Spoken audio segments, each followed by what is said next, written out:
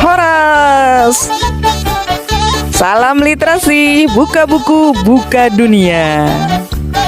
Seandainya 4 dokter itu pulang ke Melabo, 99 tangan Tuhan di Aceh, misteri dan keajaiban tsunami.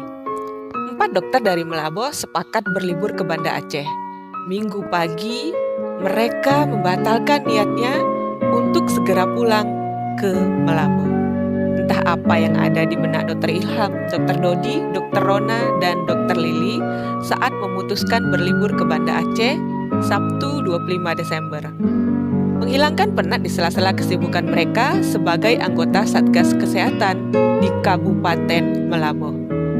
Namun, liburan itu berubah menjadi petaka dan horor yang tidak mungkin mereka lupakan. Ketika Banda Aceh 26 Desember diguncang gempa berkekuatan tinggi yang disusul oleh gelombang tsunami yang maha dahsyat. Kami sebenarnya sudah memutuskan untuk pulang ke Melabo pada hari Minggu itu. Tapi ketika berada di dekat Masjid Baitur Rahman, kami melihat orang-orang berlarian ke arah barat. Kami juga panik.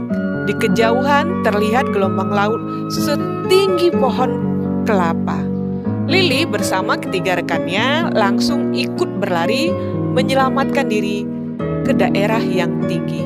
Mereka beruntung bisa selamat karena banyak warga berlari bersama mereka tewas atau hilang diterjang gelombang. Melihat bencana yang membawa banyak korban, insting nurani keempatnya sebagai petugas kesehatan langsung muncul. Lili, Ilham, Dodi, dan Rona langsung berlari ke puskesmas dan mulai menangani korban-korban yang terluka. Tanpa pikir panjang, kami langsung bekerja.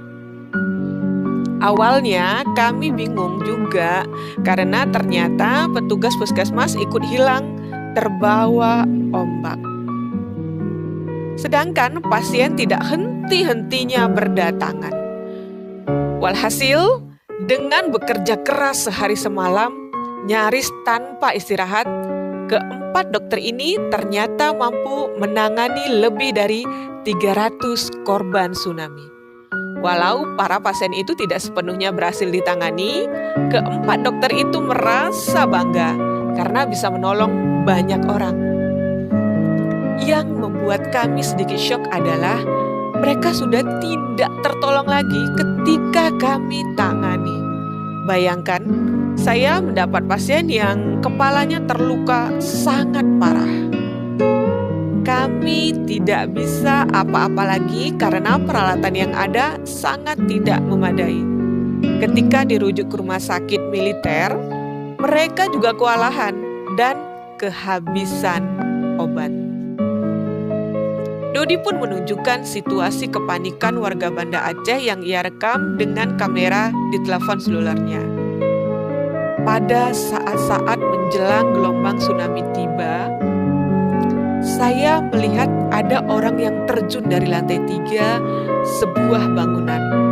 Karena saking paniknya, kaki orang itu dua-duanya patah. Saya juga melihat orang-orang gila dari rumah sakit jiwa dikeluarkan agar bisa menyelamatkan diri. Ini bencana yang sangat luar biasa mengerikan. Lihat saja, mayat-mayat di pinggir jalan itu tidak terbayang saya akan mengalami peristiwa seperti ini.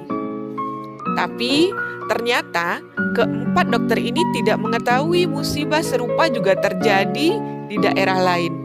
Karena mereka sempat terhenyak ketika mengetahui bahwa gempa dan tsunami juga mengguncang tempat asal mereka, Melabo, bahkan hingga luar negeri. Saluran komunikasi dan listrik saat itu lumpuh total. Mau lihat deh? Subscribe, like, and comment untuk membantu kami meningkatkan minat baca masyarakat.